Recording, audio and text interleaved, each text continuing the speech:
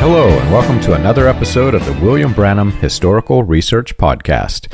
I'm your host, John Collins, the author and founder of William Branham Historical Research at william-branham.org, and with me I have my co-host, researcher, minister, and friend, Charles Paisley, the founder of ChristianGospelChurch.org.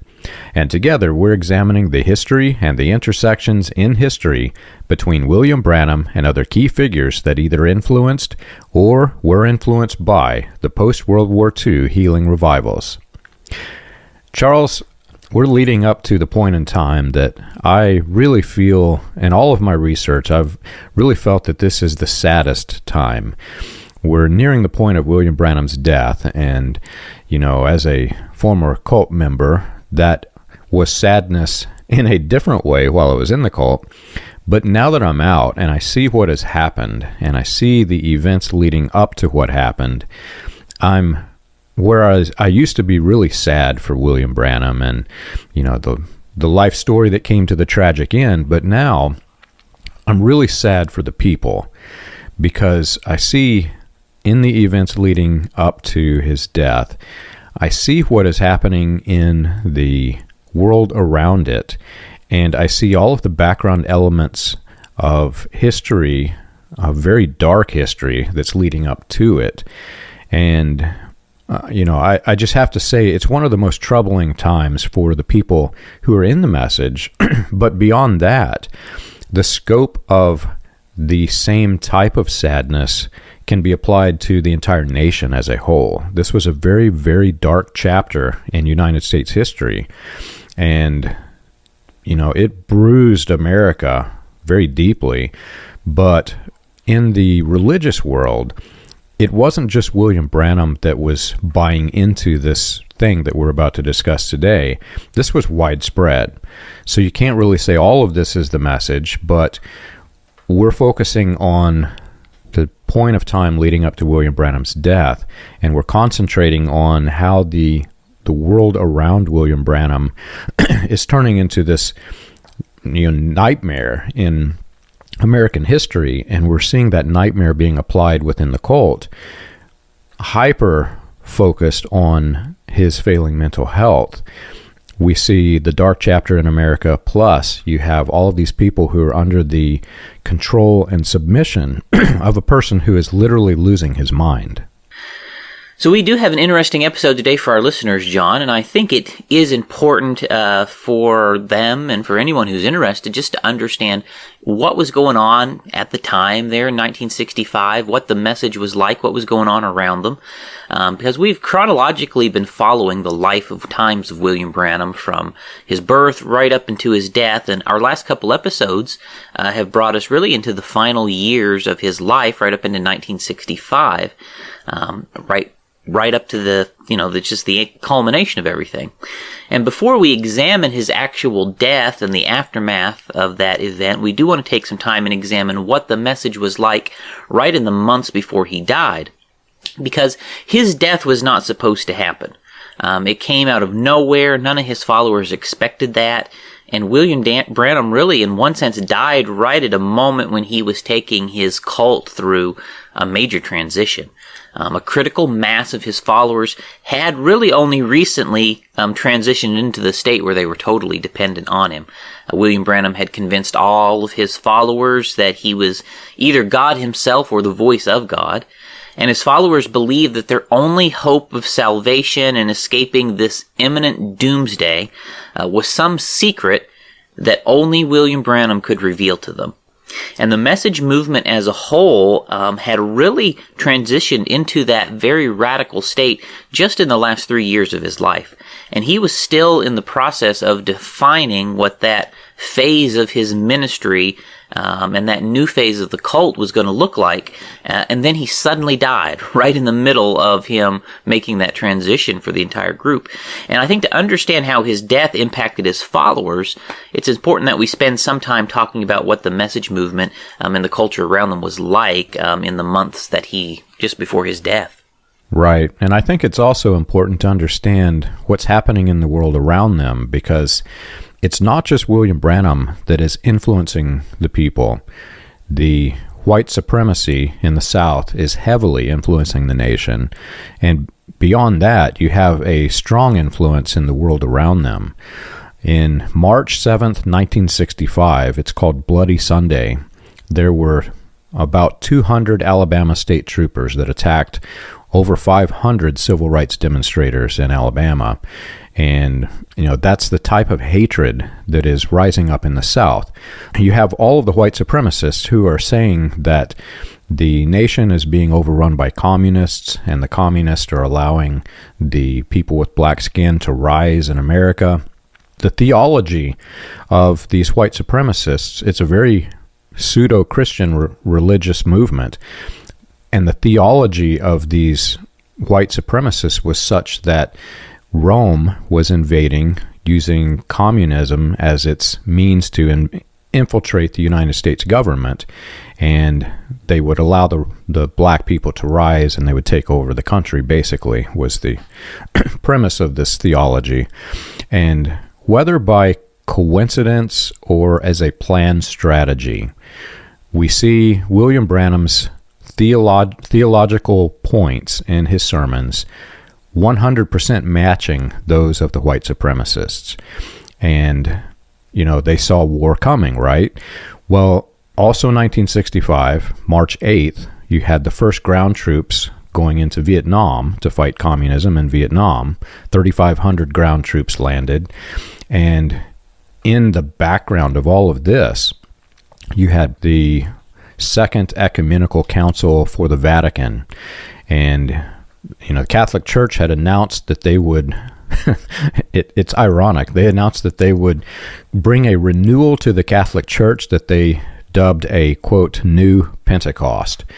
So you have the Catholic Church rising, you have the United States rising to war against the communists, you have all of these Klan and white supremacist organizations saying that communism has invaded the nation, and they're singling out people in politics that they say this person's communist and this other person's communist. So in the world around the message, they're seeing it as the beginning of the end of days war that William Branham and Wesley Swift, who Branham appears to have stolen a lot of this theology from, they're seeing it as this end of days war that is now taking place in the years leading up to William Branham's death. Right. And in 1965, John, was the first time a pope ever came to America. Okay. And William Branham made so much hay out of that. They had their Catholic president. They have all of the conspiracy stuff lining out. The Pope comes to the United States. I mean, everything is feeding into their doomsday scenario. And I think that's another really important thing to realize. A huge part of the message at that point was doomsday beliefs. And it's hard to overstate just how strongly William Branham's followers believed the world was about to end. It was a very deeply held belief, and it was a somewhat recent development that had become so all-consuming for them. William Branham had not really been overly focused on doomsday in the early days of his ministry, as best we know anyway. It was really only after he first met Richard Nixon in 1954 that William Branham's doomsday beliefs started to build steam. Okay, so he met Nixon in 54, and then doomsday enters into his basically nuclear apocalypse with communism, and the papacy somehow is connected into this, enters into William Branham's sermons. And as you go through time, and especially as you come up to the last years of his life, William Branham is totally consumed by his doomsday scenario. Just about every single sermon he preaches includes some references to this doomsday scenario in the final years of his life. And as we mentioned in our last couple episodes, the message movement generally believed that there was a secret conspiracy by the Catholic Pope to seize power over the world. They believed he's going to do that by making a pact or a covenant with the Jewish people. And many of them believed that the Jewish people secretly controlled communism. So they believed it was going to be this alliance of Jews and communists and Catholics that was going to overthrow the world. And that was happening against the backdrop of, the real things that were going on then. Communism was certainly real. It was a real threat to the Western world. But communism certainly is also it's absolutely not a Jewish conspiracy, right? Communism was spreading around the world. Tensions were high between NATO and the Soviet nations. There was a real fear of nuclear war in society. And there was also a lot of civil unrest going on in the United States, like you mentioned there, John. You had Mississippi burning. You had quite a number of things going on through that period. The Birmingham bombings were coming into focus there. And all of that was happening. Kennedy, the first Catholic president, had came to power. Then, the assassination had happened and all of that stuff. There's all of these fears of a race war breaking out. The Pope is coming to the United States. And so William Branham and his followers are all really convinced that they're watching the Doomsday scenario unfold right in front of them. And I think it's important to understand the message Doomsday beliefs from back in the 60s, because people in the message today are more or less still believing in a version of that 1960s Doomsday beliefs that William Branham had put together with the rest of his followers there at the end of his life. Right, and there's something that you said that I want to make sure that our listeners fully grasp, because whenever you read any of the histories or biographies of William Branham, they're usually aligned with the latest version of his stage persona, and they filter or read the other versions of the stage persona through that latest version.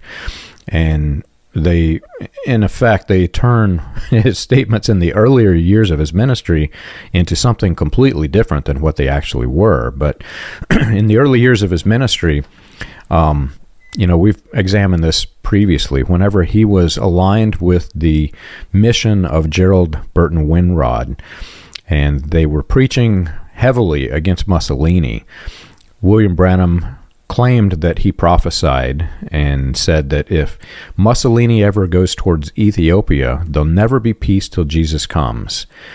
And it's not a doomsday scenario, it's a peace scenario. In other words, the world will be in turmoil and it will lead up to the tribulation.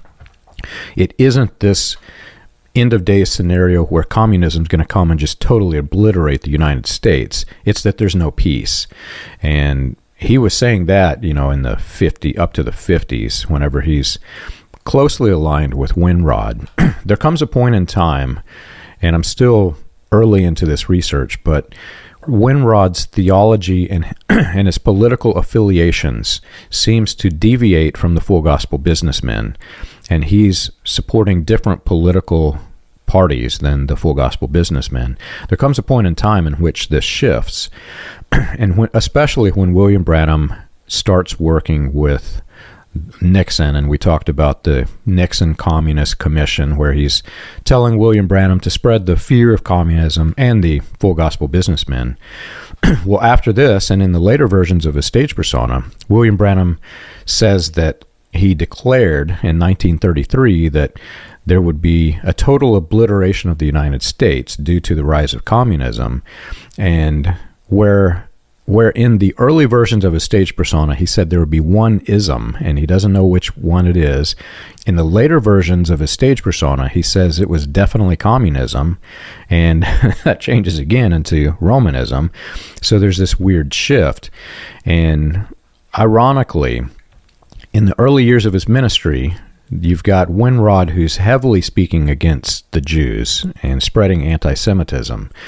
Well, in 1965, the Catholic Church begins a movement to declare that the Jewish people were not responsible for the death of Christ, which was heavily against what was being propagated by the white supremacists in America. So they saw the Catholic Church rising up as a threat against even the gospel. And, the world around them seems to be creating the scenario where the message cult itself is isolating against the world around them that are rising up against everything that William Branham has predicted. leading up to the scenario that looks very much like the one that he has predicted. And as you and I know, that scenario never came before his death. Right. Looking back at it, you realize that all of that stuff was just nonsense conspiracy theories. I mean, there was never, ever the slightest shred of possibility that what he was saying was even remotely being cooked up by anybody. I mean, there's just no way, but then they living in it. It was very real to them. But I mean, there was no secret Catholic attempt to make friends with the Jews who secretly controlled the communists to then co-opt the civil rights movement to overthrow the United States. I mean, this stuff is bonkers, John. This was absolute bonkers. And the man leading their message movement was a man who was bonkers. Okay? I mean, and it's just so crazy, this stuff that was in their heads that they were bought into. But this, I think, this is a group that has loved political conspiracy theory since day one, right? This is just the kind of a movement that it is.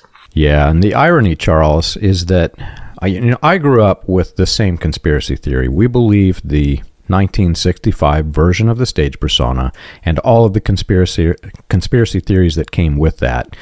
But I've encountered a lot of people. There are probably a vast majority of people that the things that we've just said about how the Doomsday is about to play out, they have no idea that they're even supposed to believe that, and they're in the message. So I think I don't know, maybe not every group was like ours, but I know we talked all the time that the Pope's going to sign the covenant with the Jews, right? I don't know if that featured very prominently in your sect. I know all of our churches. I mean, that was a well-known thing. The Pope's going to sign the covenant with the Jews, right? Yeah. And bring on the end of days. That event is what initiates the final Doomsday scenario. And then secretly, so you've got that, which is, supposed to happen. And then it's conspiracy on top of conspiracy. Then that's conspiracy one. Conspiracy two is that the Jews secretly control communism. Okay, so now we're into conspiracy two. And then conspiracy three is the communists are secretly controlling the civil rights movement, right? So you've got one conspiracy controlling a second conspiracy, controlling a third conspiracy, which then is going to overthrow the... I mean, it is just bonkers, this stuff. And William Branham, you will find traces of that whole thing throughout his sermon. He's telling you the civil rights movement is communist inspired, right? Yeah. He's telling you the race war stuff's going to happen on this end. The same thing in his sermons. He's telling you the Pope is going to sign his covenant with the Jews to bring on the end of days. And you'll also find in his sermons where he's also saying that, the Jews are the ones really who are behind communism. You find all of that in his sermons, and he said all of that. And the thing is, he never sat down and he's just spell it out in one sermon, but it's all there across all of his sermons. And that is the big broad picture. And that is exactly what the white supremacists taught. Yeah. And what people believe in the message today for their end time scenarios is an evolution out of that belief in the 60s. You may no longer recall, or people may not even be around necessarily tell you what that belief was when he died. That is what it was. And what you have today is an evolution of that belief. Yeah, and like I said earlier, it's either coincidence or it was a strategy. I really haven't made up my mind. I'm kind of on the fence as to which of the two it was.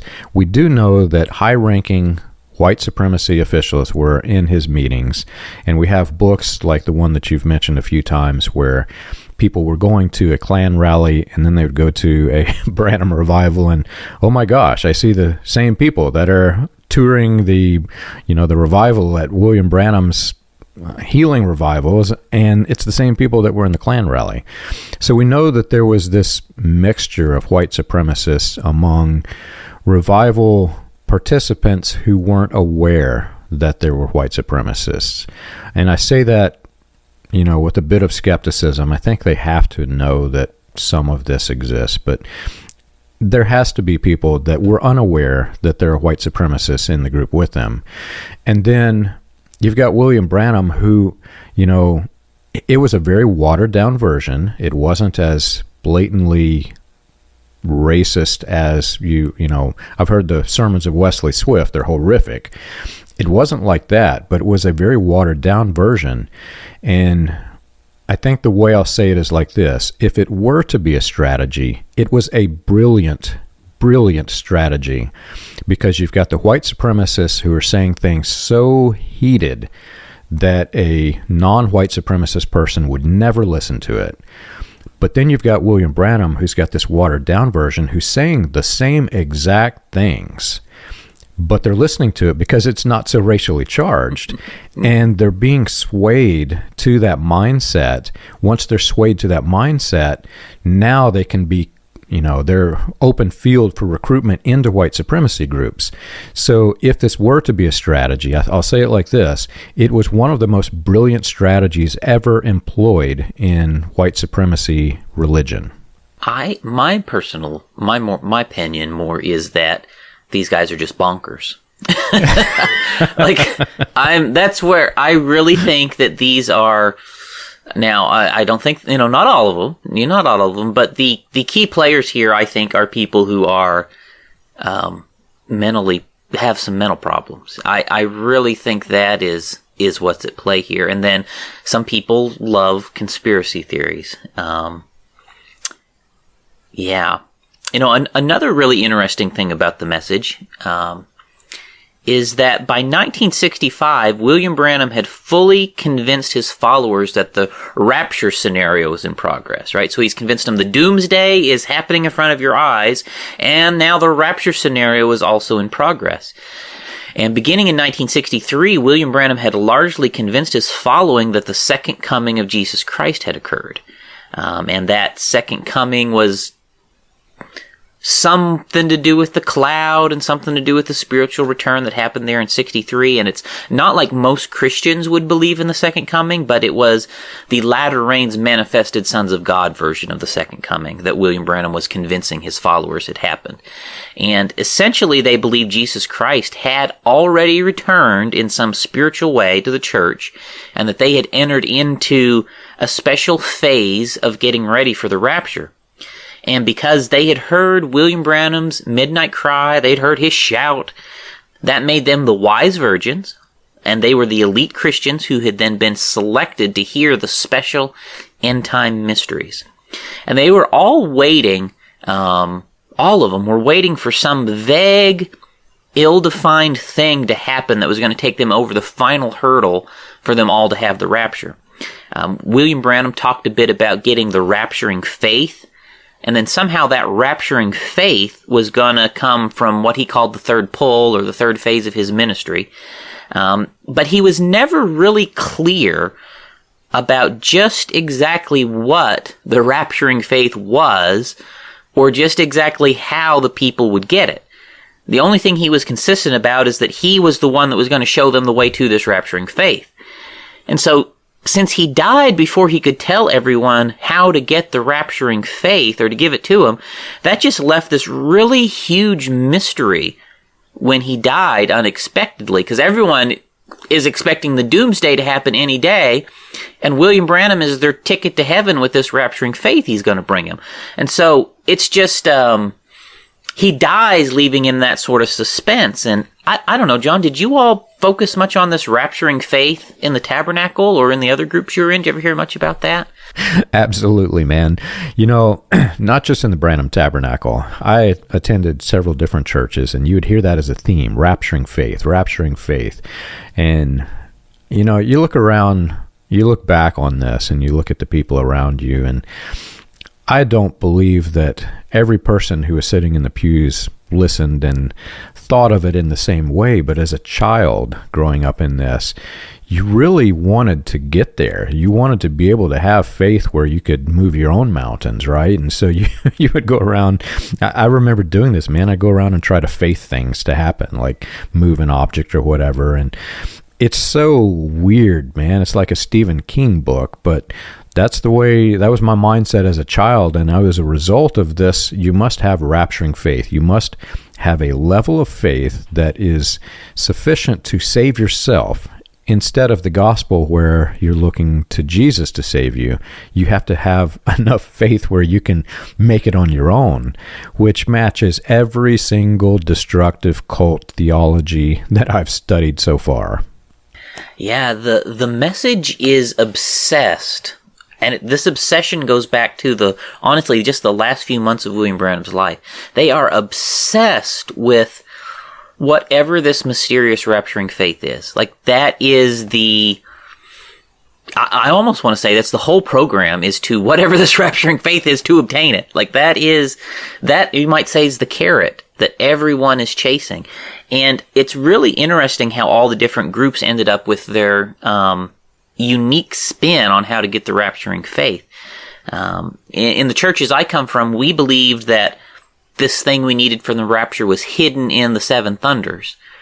I don't know if that's how you guys believed it, but I do know that Joseph Coleman, the Thunders churches, they believed it that way too. Yeah. And kind of taking that back to 1965, when you look at William Branham's sermons, he was right in the middle of telling people what the seven thunders were to be. He just started to introduce that, but his death interrupted whatever plan he had to roll that thing out, right? So he was never able to get over the hump to explain to his followers just how or what this rapturing faith was and how to get it, or the thunders was and how to get it.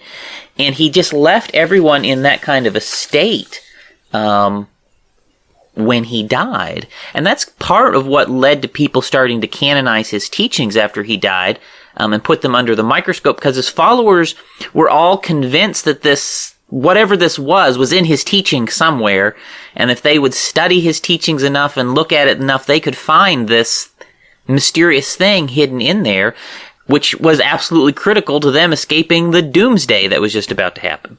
Yeah. We've talked about it several times, but this was a stage act that William Branham was in.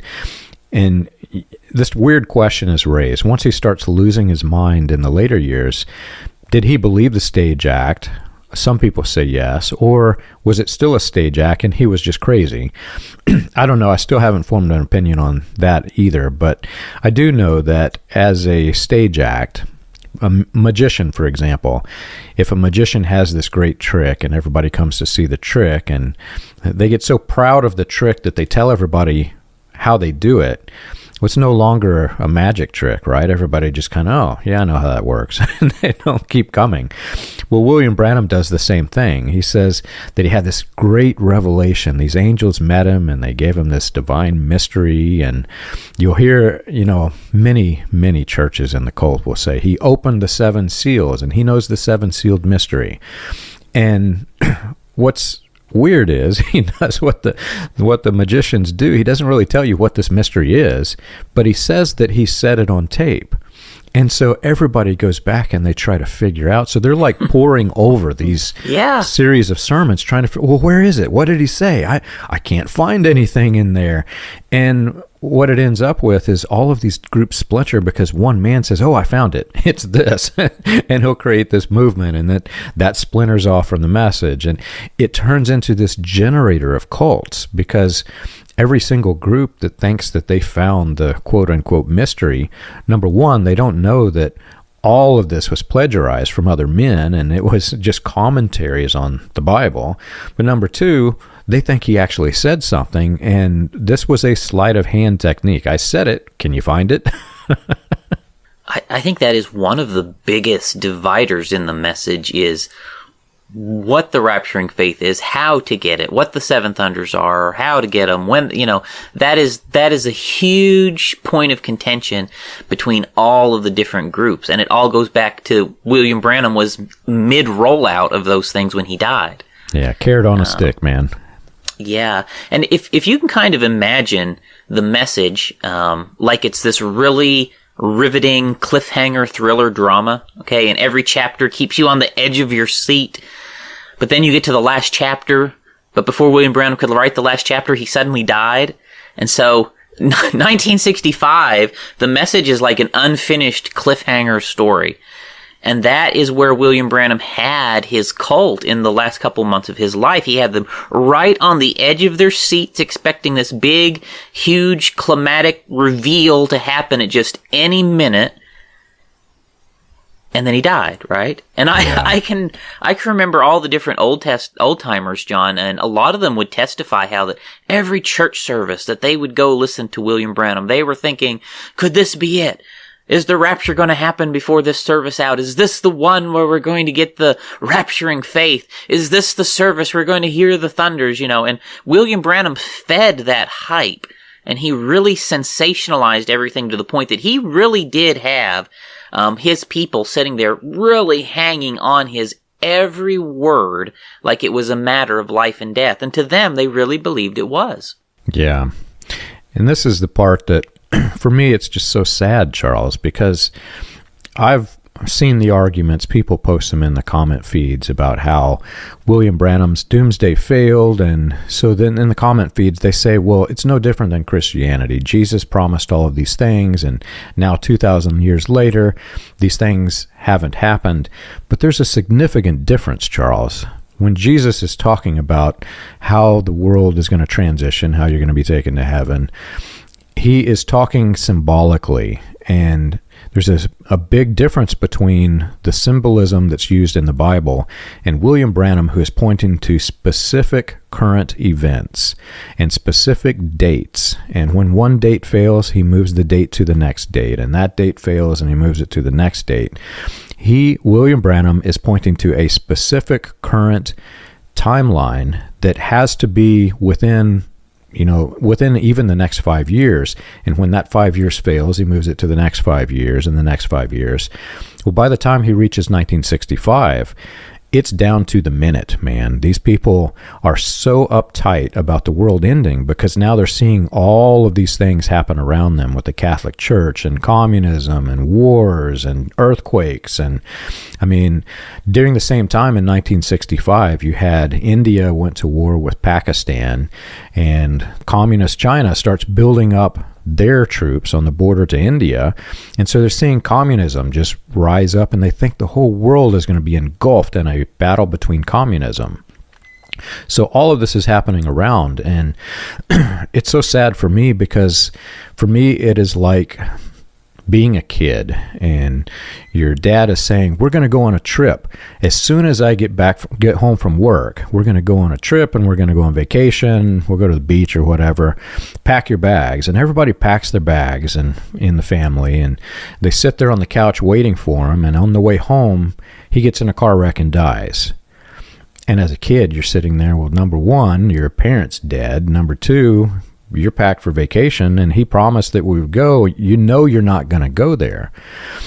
And that's the state that William Branham left the people in the message. They were down to the minute of, this is the doomsday that's going to happen. We know the year it's going to happen.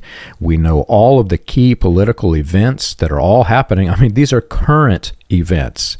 They're not future events. These are current events that are playing out right now in the world, and we see these events and we're going to be raptured into heaven. That's the state that the message mindset was in when he died.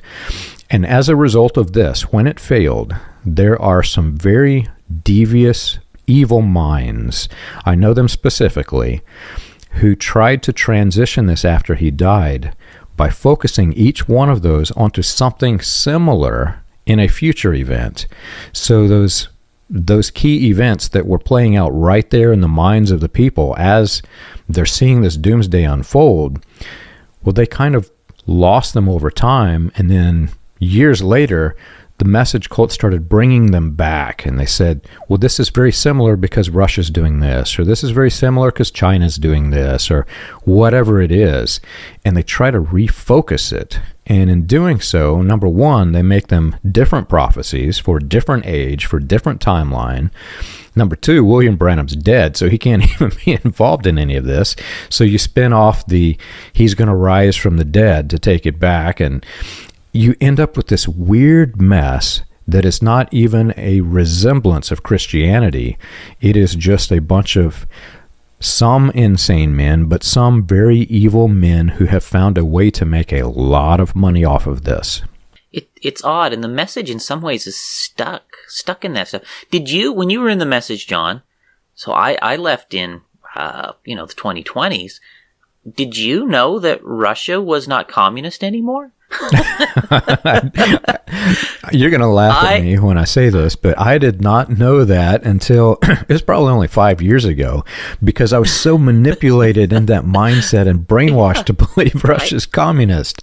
I think the average message believer does not know Russia's not a communist country anymore, right? Like, William Branham says communist, facts be damned, it's communist, it's, that is Russia, but that's, the message is, it's crazy how these things they can't let go, they're stuck back in those days.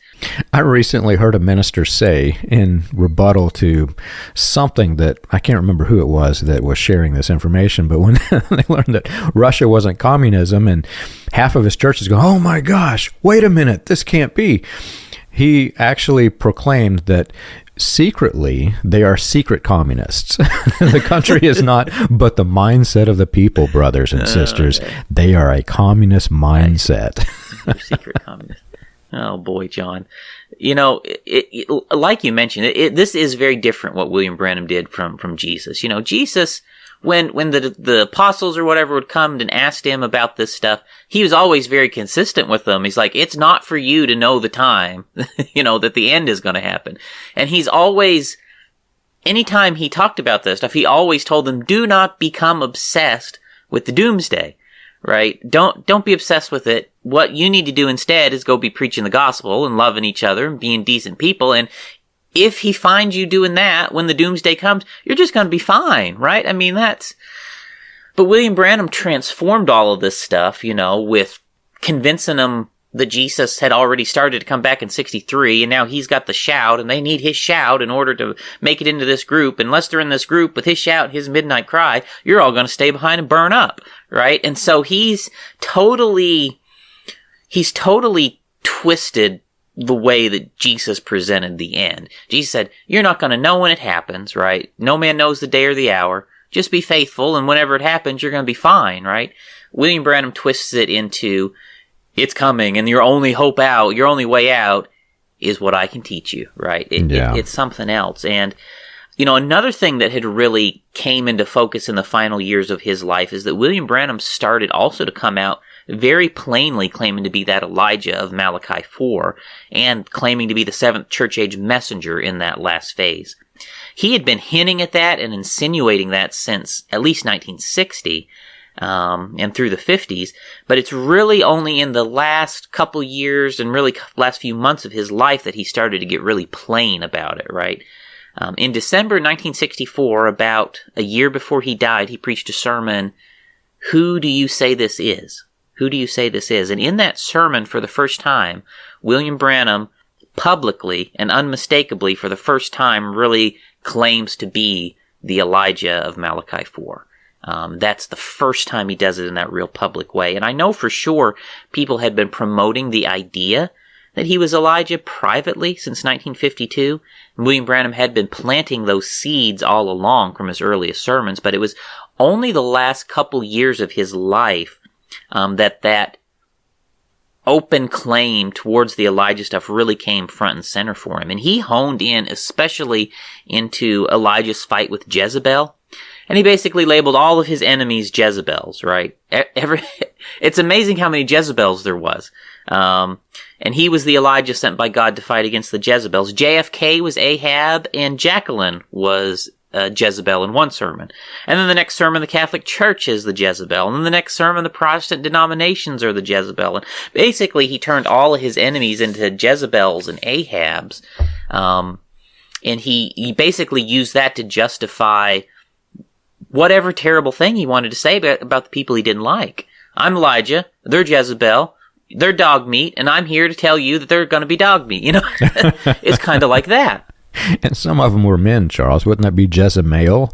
It's, when I look back on the civil rights movement and all of the white supremacy opposition to it, it's just very shocking to see how much of it was aligned with the white supremacy of the era. I mean, even the Elijah theme, you and I recently researched this, but even the Elijah theme was something that came out of white supremacy. What's really bizarre, and there's certain things you can only just speculate a little bit. So right after William Branham died, Wesley Swift, okay, we're talking about the leader of the Christian identity movement, Wesley Swift, just shortly after he dies, proclaims that Elijah has come in the past couple years, and he starts using that Elijah theme within the Christian identity movement. Behold, I will send you Elijah the prophet before the coming of the great and the dreadful day of the Lord. He shall turn the hearts of the fathers to the children, the hearts of the children to the fathers, lest I come and smite the earth with a curse. Behold, again, I send you Elijah the prophet. Same thing, they're all going to stop the race war. They're going to have to survive the Catholic purge. They're the whole thing, right? I mean, there's so much similarity, so much overlap, and if you listen, so I don't encourage anyone to listen to Wesley Swift sermons, okay? If you really want to fact check me, go listen to Wesley Swift sermons. Otherwise, do not listen to that man's sermons. That is, evil hate speech. Awful. Okay? But William Branham and him are preaching the same themes. William Branham just he generally omits the word black and Jew, whereas Wesley Swift will say the word black and Jew. But otherwise, it's the same thing. The civil rights is the communists. The Jews secretly control the communists, who then control the civil rights. They're all going to make a deal with the Pope.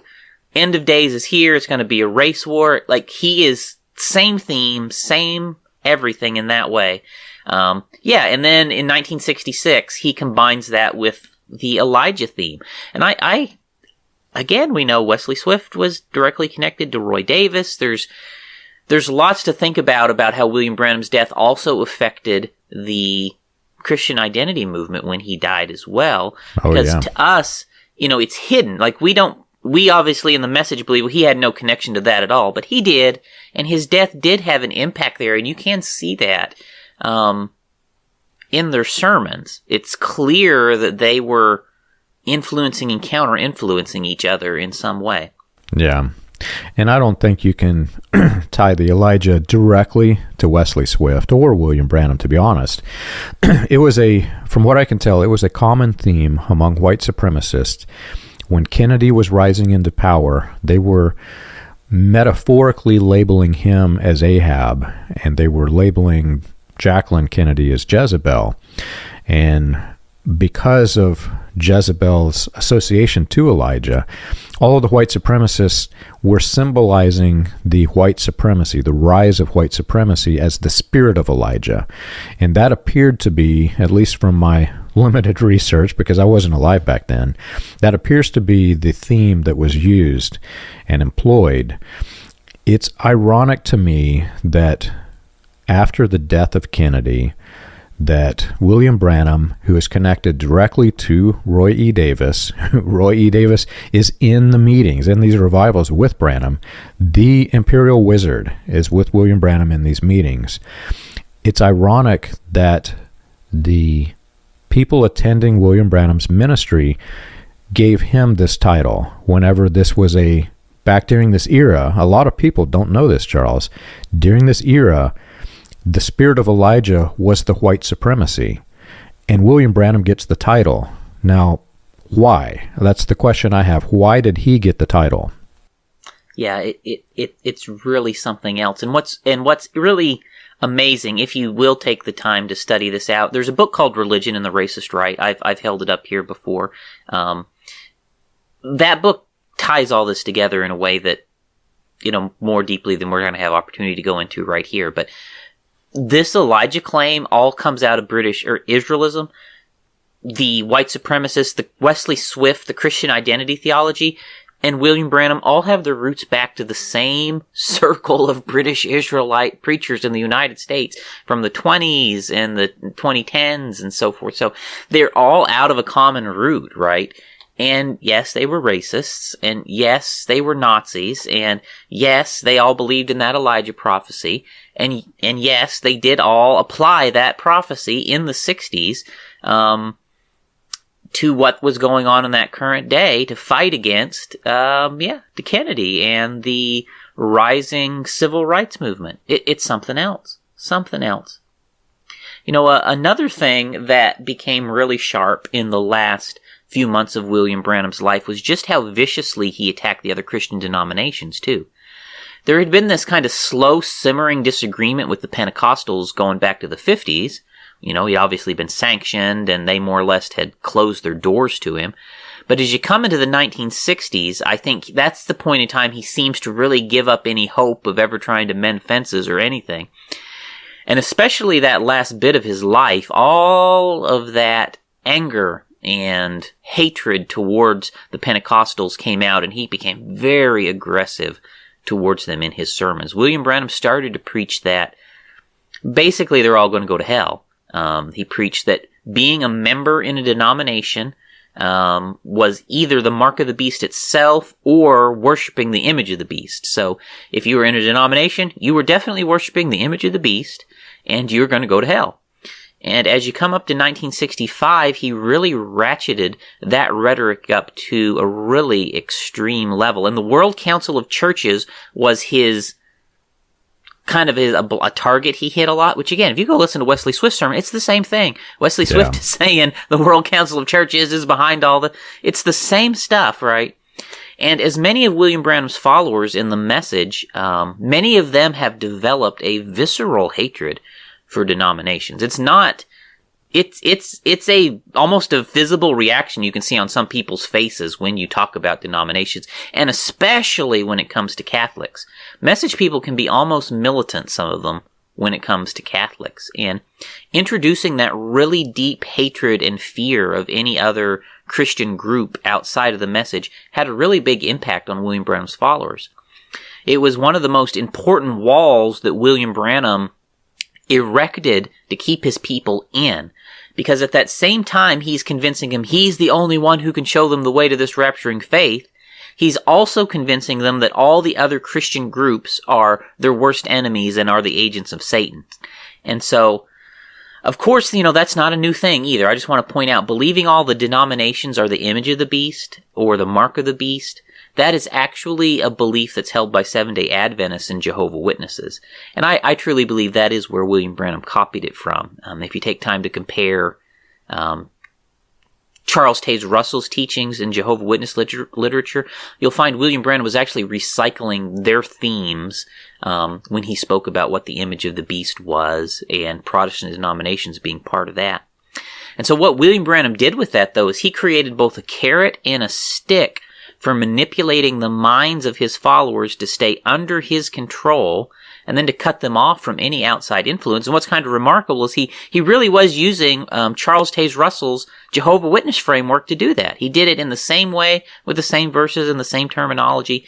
And so as you come to 1965, William Branham had just, I don't want to say finally, but he had really taken to this new height, a new level, this level of control over his followers at a higher level than he had at any other time. And he had control over them in such a way that they were really locked in from really having anywhere else to go. He was their only way to escape the coming judgment, and those people really believed it. Yeah, exactly. And I pointed out earlier that the people who are in the cult today, and a lot of the historians who look at William Branham, they filter him through the final version of his stage persona. They think that, okay, this is the way he ended up, so this is the way that he was, this was his ministry, and this was his position. Because when a person writing a biography or history on William Branham go to the source, they go to the leaders in the cult, these leaders will deceptively tell you that he came with a consistent quote-unquote message, that he was always supportive and against these certain things, and that carried through his ministry to the final version. And then they'll give whoever is researching or writing, they'll give them these specific quotes from these specific sermons. Use these as your subject matter. And they won't tell you that it's polar opposite from the earlier version when he allegedly received the commission by God. And you mentioned the position against the denominations. Well, even in his earliest newsletters, it was called an interdenominational ministry. That phrase was used often, and he would use sentences like, if the other denominations draw you out of their circle, draw a bigger circle and draw them back in. It was interdenominational. But after he loses his mind and the walls start closing in on him, and all of the denominations that used to participate in the revival saw this thing as a threat, and they started cutting him off one by one. Well, now he's preaching against those. And to the cult of personality, like you said, where do you go? They see the end of days is coming. They see all of this, all of the things that William Branham is pointing to in that specific timeline. These are key events that we see are about to happen before the Doomsday. These events that are happening right now at this very time. And then he dies. Well, where do you go? You can't go to a denomination. You can't go to a normal church, because he's now preached against every single church. So you have this group of people that, in any normal scenario, if it was not a cult of personality, they would have just went to another church when he died. But that's not the case. They have to stay in this cult of personality, because every single other denomination out there has been taking the mark of the beast, if you listen to the later version of his stage persona. It's really amazing how he pulled all that off and convinced everyone of that, and how it just got that amazing hold on them right there in the last parts of his life. Yeah. By 1965, William Branham's cult following had totally bought into all of that, and he had totally locked down a group of dedicated, loyal followers who would accept just anything he told them. I mean, just listen to the marriage and divorce sermon and see. They'll accept anything he told them and obey any instructions he gave them. And they fully bought into everything he was saying. They believed he was a special end-time messenger who was going to lead them to the rapture. That is what they believed. And they were all on the edge of their seats, expecting this climatic end would come at any minute. And no one had the slightest idea, John, that 60 years from then, two guys would be sitting on a podcast talking about them not being in the rapture. Right? If you walked into one of William Branham's meetings back then and said, hey, you guys, you're all wrong. 60 years from now, we're still going to be here talking about you guys being wrong.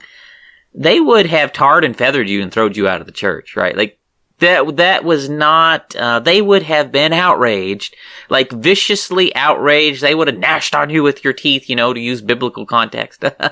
Like, they would have came after you if you said back to them, 60 years from now, you're still going to be here, or you'll be dead and there'll be no rapture, right?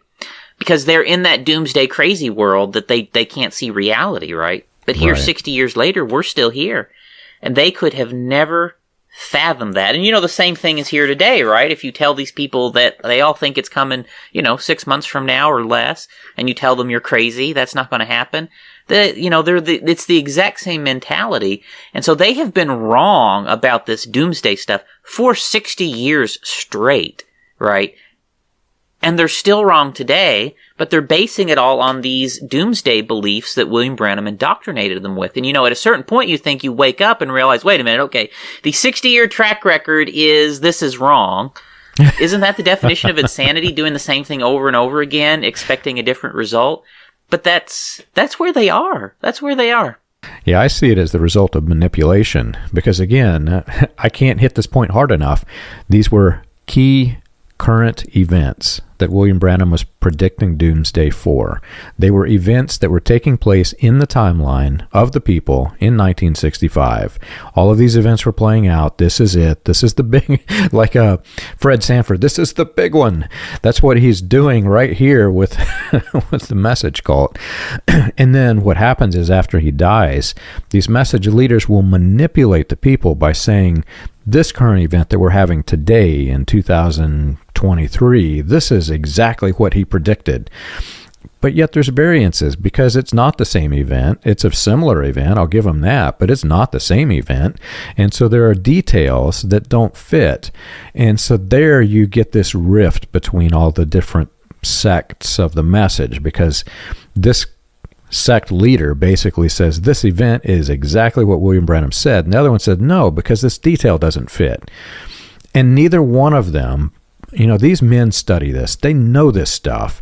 Neither one of them is telling you that it did fit exactly back in the 60s. It was an event back then. And I just see the whole thing as pure deception. That's all it is. Right, John. I mean, of course, William Branham thought it was going to happen then. I mean, that's why he said 1977, right? I mean, William Branham, and he told his people that it was going to happen in their lifetime, right? Let me look at that. Let me look at an example of that, because here's a quote from a sermon that William Branham told his followers. This is in the sermon, His Unfailing Word. William Branham says here, "The generation that sees the fig tree is always Israel. And when Israel goes back to her homeland and becomes a nation, that generation will not pass away until all these things are fulfilled." And Christian friends, tonight, in this great scruple in the scriptures that people think is scrupled, we are now living to see the very everything that he has said here is fulfilled.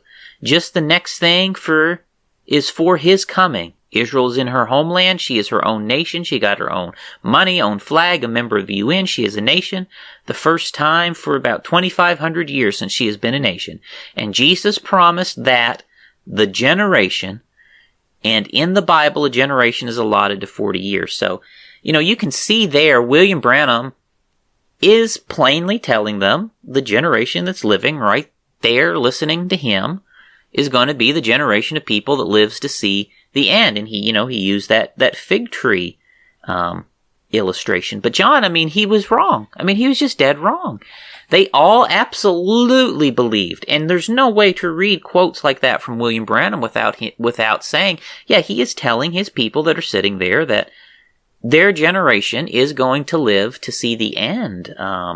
And I know that was a huge belief in my part of the message, a huge belief. And everyone still believes that to this day pretty well in my part of the message. Everyone to this day believes that generation, that the end has to happen before that generation is all dead. Oh yeah. It's even in the main set. It's not so much anymore because I think the new leadership is not telling the people that was the case. But I grew up with my parents telling me it's for my generation, they would say. Yes. And I grew up believing what William Branham told them. Exactly. And not just William Branham. Every single minister who was in this thing were telling the churches that this is for our generation because William Branham said it's for our generation, not just on recorded sermon, but also in private. He was saying this to these people. So you've got this wide swath of the older people who are saying that it's before I die. Most of them are dying out, Charles. And the new people of the cult are not being told that was that was for those people back then. And all of those events that we're talking about, the Doomsday scenario events, were for the 60s. Right. William Branham gave many people private prophecies that they would live to see the rapture. Yeah. Most all of them have died. And some of them, went to their grave believing it. And then, of course, you got the most famous one of all is probably, the Billy Paul, "You'll not live to be an old man," right? Yeah. Supposed prophecy. Right. Because William Branham, it was supposed to be happening in that generation, right? Yeah. And, at a certain point, there's just not going to be any of them left. There's very few of them left already as it is, right? Because quotes like that last one I read, John, he made those quotes a whole lot. And he was very clear that the people who were alive during the days of his ministry, and specifically, the what Jesus said there, he co-opted that, which I don't believe that's what Jesus said, but in essence, he said that the return of Jesus Christ had to happen in the same generation as the founding of the nation of Israel, which happened in, 1948. So basically the same year he supposedly got his call to be, a prophet, right? So he had that all lined up. So basically the people who were alive at the year that Israel became a nation, he got his call to be a prophet. They all were going to live to see the rapture. And that, at this point, is 75 years ago, John. 75 years ago. And that viewpoint was almost entirely, universally held by the early people in the message. And even like where I come from, it is still a universally held belief. And I think there are a number of sects of the message where it is still a universally held belief that that generation cannot die before the end comes. And it's all largely predicated there on William Branham's fig tree interpretation. Now, William Branham copied that from other people, just like he copied everything else too. You know, I can tell you where he got that from. But the difference is that William Branham, he included that when he preached the seals. Yeah. Okay? He had that prediction when he preached the seals. So he turned it into something that was divine inspiration, that when these angels came to him and the Holy Spirit, this was part of the divine inspiration with the seals. So you have embedded in the seals a "Thus saith the Lord" doomsday prediction that he supposedly got from the Holy Spirit, John. And that, to me, is the scariest of all of his predictions, because unlike the 1977 prediction, that doomsday "Thus saith the Lord" belief that's embedded in the seals is a matter of life and death for quite a number of message groups today, and you can only stretch that so far. And the truth is, they're already at the point there's no stretch left in that prophecy. I mean, they're right there. I mean, right there. It cannot really be stretched any further. Yeah. What they're doing now, I'm told, is that they're taking things that William Branham intended to be literal, and they're twisting them into, these are spiritual things. Billy Paul is not, there's no person today, even in the cult, who does not recognize that his son Billy Paul is an old man. And yet, at the same time, they're all aware that William Branham said that before he is an old man, that Los Angeles is going to sink beneath the ocean. So what they're doing is they're twisting it, and they're saying, well, when he goes to the other side and he receives his new body, that's whenever he's going to be a young man, and then California is going to sink. So they're even having to rewrite the the biblical chronology of what is supposed to take place in the end of days, and they're rewriting Bible passages literally to support failed prophecy and failed predictions that had a distinct, definite timeline in the message. What I find scariest here is just the combination of these two things. So he has given them these doomsday predictions, which they still believe, and they keep stretching and stretching and stretching, right? So you have that on one hand. Then on the other hand, you've got, he left them with this vague rapturing faith they need for the doomsday, right? And what, at a certain point, you know, they can turn that rapturing faith, they can turn the thunders into whatever they want, right? Because most of the people, it's vague. It's a vague thing. No one, I think, hardly quantitatively will say, we know what this rapturing faith is. We just know we need it. And, you know, you can, if you can convince them the end is next week, and then you can convince them, I'm telling you right now, this is the rapturing faith. There are sects of the message that are so radical, they will do literally anything you tell them this you need to get this rapturing faith, to make the doomsday next week.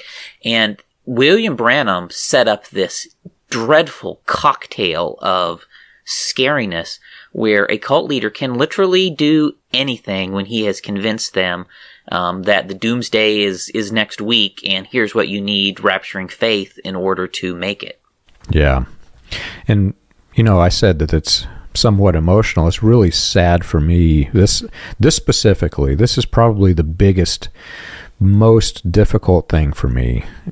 I know ministers, and I've mentioned it before in this episode even, I know ministers that are purposefully, knowingly deceiving the people. I know beyond a shadow of a doubt. I know these men. I know what they do. I know their histories. I know all of this stuff. And these men are not religious men, some of them.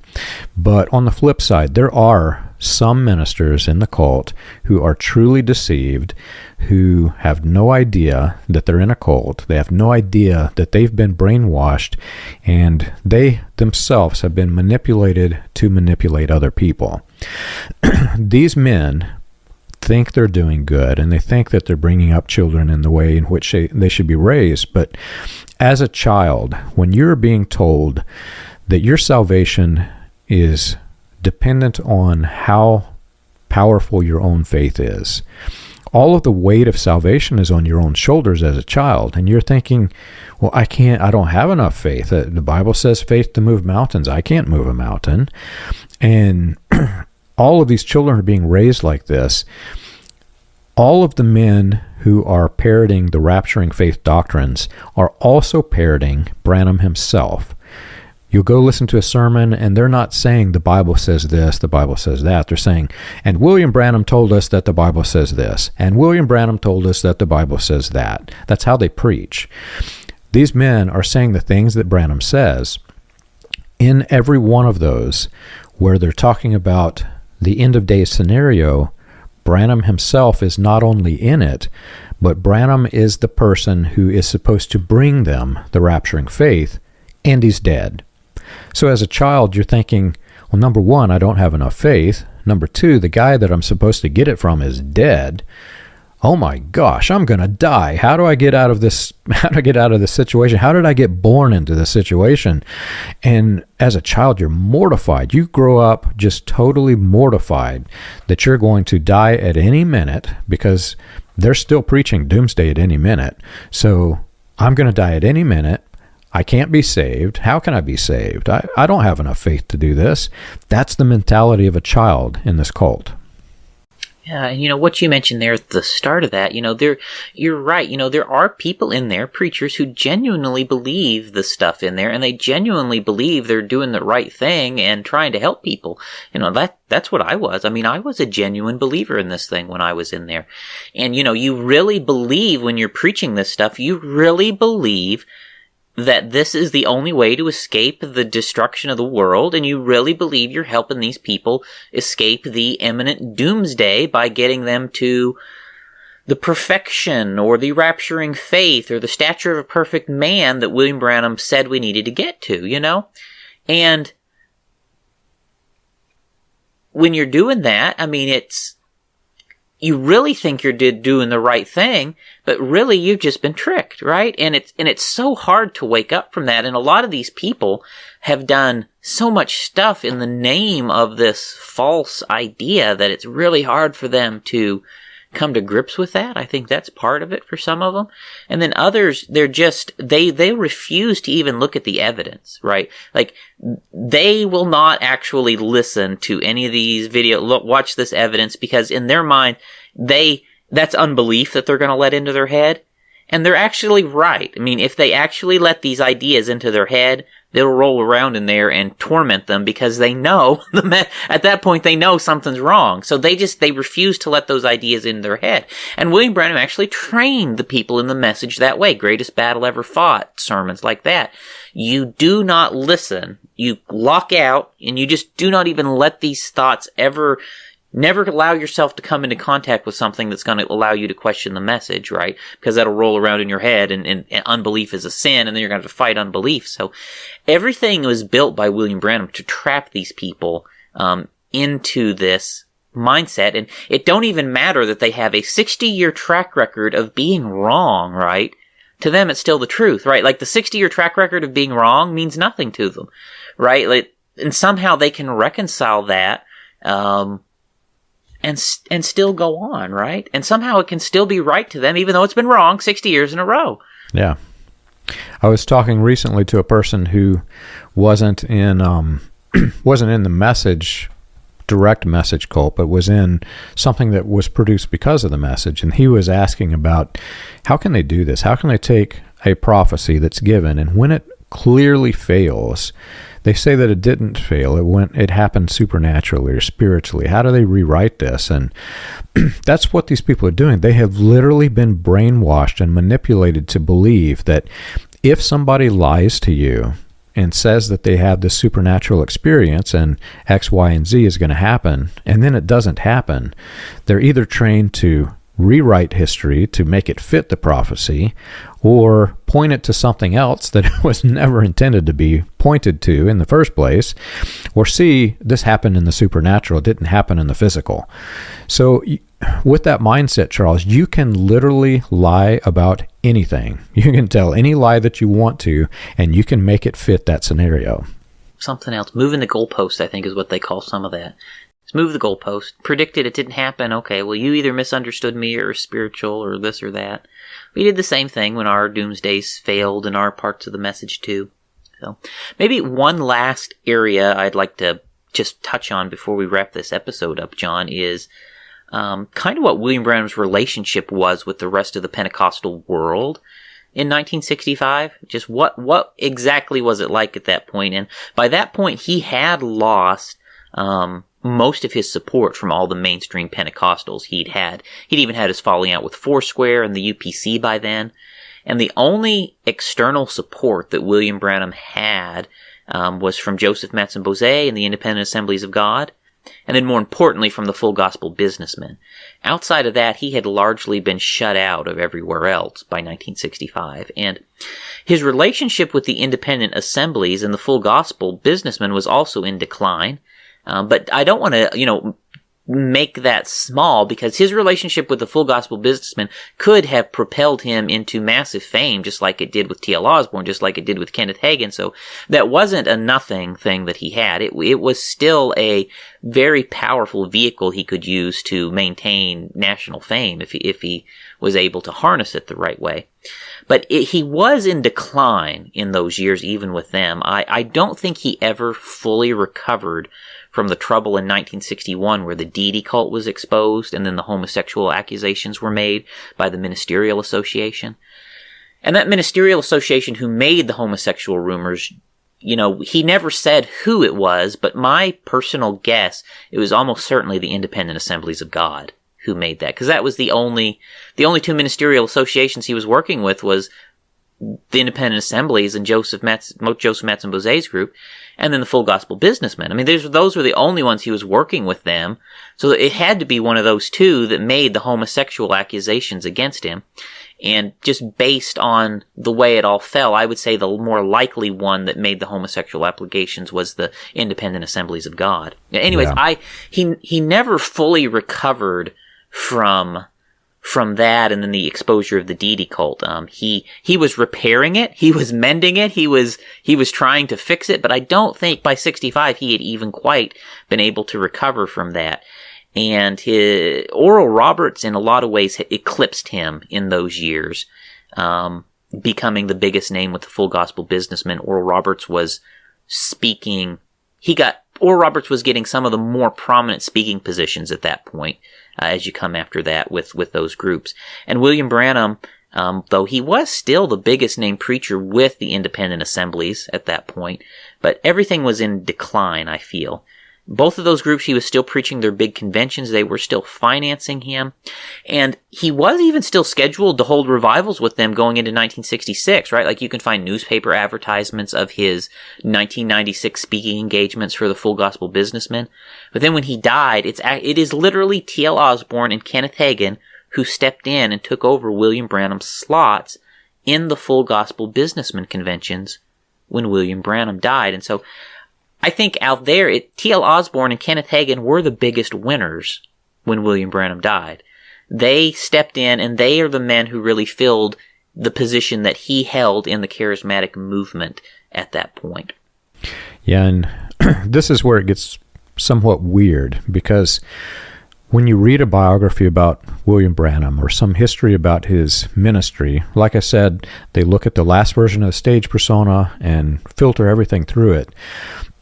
There is a variance here, because every single one of them will talk about how big his ministry was and how powerful his affiliation with all of these different groups was during the 50s and 60s. But then when you're growing up in the isolationist sects of the cult, they talk about it. They use William Branham's sermon 1 in a Million to talk about how it's always been this little tiny group. That's all it ever was this little tiny group. And this little tiny group was able to influence it. They don't tell you that there were these deep connections. What's really weird for me, and again, you'll never know strategy of the things going on in the background, but whenever I align the white supremacy with the message, it fits like a zipper. You see all of these different strategic movements within white supremacy, and you see William Branham parroting them in his ministry. it fits like a zipper, the timeline. Towards the end of it, Roy Davis, who has been, we talked about when he was ordained William Branham and the people that he was working with then, when he goes to prison and Branham separates, when he comes back and Branham joins again, in that mindset. Well, towards the end of his life, around, approximately after the Kennedy assassination, Davis starts backing away from the scene. And as he goes into seclusion, you also see the message connections to other denominations suddenly start disappearing. And I can't say that there's a direct correlation between those two things, but I can say that there is a significance in that the timeline appears to fit. Davis pulls back, everybody else pulls back from William Branham. Was this a direct result? I don't know, but it's really, really weird when you stop and think about it. So, John, as we bring in this episode to an end, our aim was to paint a picture of what the message and the culture around William Branham looked like on the eve of his death. And I think we've done a pretty good job. There's some scattered groups following his teachings. They generally believed he was Elijah the prophet, who was their only hope of finding the rapturing faith to escape the Doomsday, which was being executed by the Catholic Church in a conspiracy with the Jews and the communists and the civil rights movement to overthrow the United States. And they were all living on the edge of their seats in total anticipation, hanging on his every word, expecting at any moment he was going to unveil to them the final mystery and show them the rapturing faith that would take them out of this world. And so that is the state they were in December 1965 when news came that William Branham had been killed in a car accident. And so you can imagine the shock that was to his followers. And in our next episode, we're going to start diving into the events surrounding William Branham's death. It's sad to think about it, Charles, but in a way, it kind of reminds me, I don't know if you know these books by Sue Grafton. A is for alibi, E is for evidence, B is for burglar. She's got all of it, and she goes through the alphabet. Well, she died before she could make it to Z, and you're left hanging. Well, what's Z going to be, right? That's what happened in the message. You're building up to this event, this climactic event. Every single prophecy is pointing to a current event that's happening right here, right now. And then he died. And that's next episode for us, Charles. So if you've enjoyed our show and you want more information, you can check us out on the web. You can find us at william-branham.org and christiangospelchurch.org. For an overview of the historical research of William Branham and the healing revivals, read Preacher Behind the White Hoods, a critical examination of William Branham and his message. Available on Amazon, Kindle, and Audible. Join us again next week. We've got a great episode coming.